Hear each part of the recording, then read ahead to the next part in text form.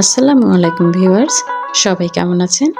Families কিচেনের পক্ষ থেকে আপনাদের সবাইকে স্বাগতম। আজ আমি আপনাদের সামনে হাজির হয়ে গেছি গরিবের বিরিয়ানি রেসিপি নিয়ে। এই বিরিয়ানিটা আমি করেছি সেদ্ধ চাল দিয়ে, তো দেখতে হলে আমার সাথেই থাকুন। আমি এখানে 4 টেবিল চামচ তেল দিয়েছি, আর এটা রেগুলার রান্নার তেল। এর মধ্যে তেজপাতা আর দিয়েছি 4-5টা এলাচ, দারচিনি।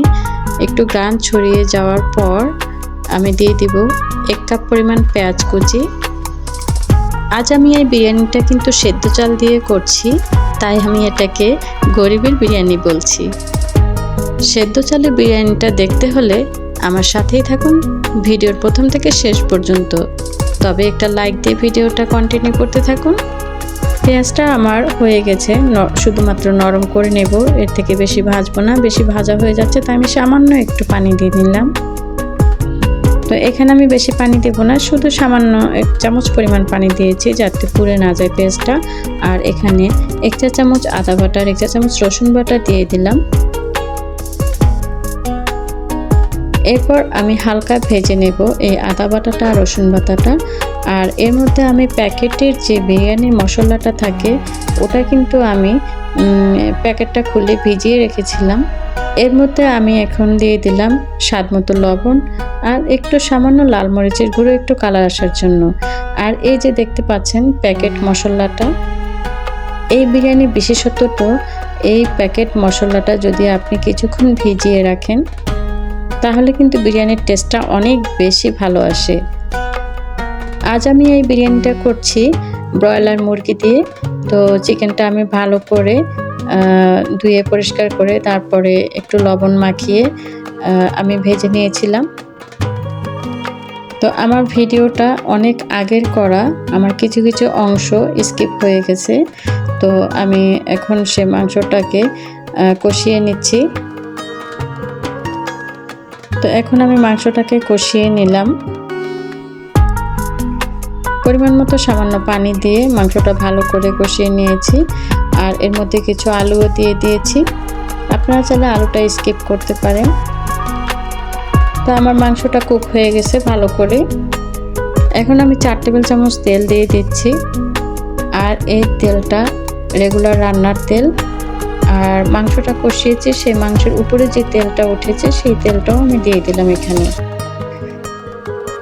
ওই তেলটা দিলে কিন্তু বিরিয়ানির টেস্টটা অনেক ভালো আসে।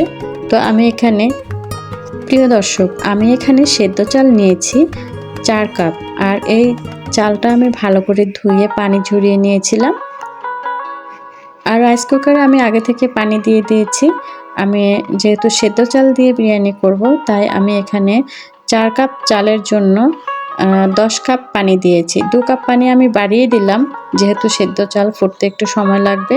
তো আমি রাইস কুকারের মধ্যে দিয়ে দিলাম, পানিটার মধ্যে চালটা দিয়ে দিলাম ভালো করে ভেজে। এরপর এখানে আমি 3 টেবিল চামচ গুঁড়ো দুধ দিয়ে দিলাম একটু পানি দিয়ে গুলিয়ে। এরপর স্বাদ মতো লবণ দিয়ে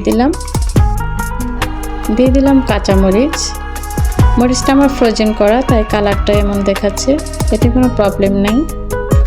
তো এখন আমি সব কিছু দিয়ে ভালো করে নেড়েচেড়ে ঢাকনা দিয়ে ঢেকে রাখবো।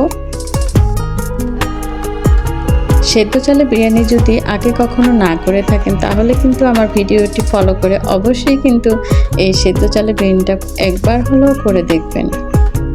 আমি এই প্রথমবার করেছি এবং খুবই ভালো লেগেছে, আমার কাছে টেস্টটা অসাধারণ হয়েছে। তো পানিটা যখন গায়ে গায়ে চলে এসেছে তখন আমি মাংসটা দিয়ে দিব। সেদ্ধ চাল দিয়ে আমি আজকে চিকেন বিরিয়ানি করছি। আর চিকেনটা এখন ভালো করে আমি মিশিয়ে দিচ্ছি চালের সাথে। এ পর্যায়ে মেশাতে হবে, এরপর মেশালে কিন্তু ভালোভাবে চালের সাথে মেশে না, তখন কোনো জায়গা দিয়ে মেশে কোনো জায়গা দিয়ে মেশে না, তখন খেতেও অত একটা ভালো লাগে না। তাই যখন পানি গায়ে গায়ে থাকবে তখনই মেশাতে হবে। এরপর আমি এখানে উপর থেকে একটু ঘি ছড়িয়ে দিচ্ছি। আর এই ঘির রেসিপি কিন্তু আমার চ্যানেলে দেওয়া আছে। এই ঘিটা আমি ঘরে তৈরি করেছি, একদম সহজভাবে তৈরি করে আপনাদের সাথে শেয়ার করেছি। চাইলে আপনারা ঘির রেসিপিটা দেখে নিতে পারেন। তো হয়ে গেছে আমার বিরিয়ানিটা। একদম পারফেক্ট হয়ে গেছে গরিবের বিরিয়ানি। অবশ্যই খেয়ে দেখবেন, এত টেস্ট, এত মজার হয়েছে।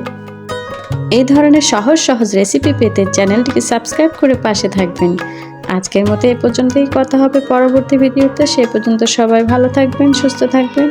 আল্লাহ হাফেজ। আসসালামু আলাইকুম।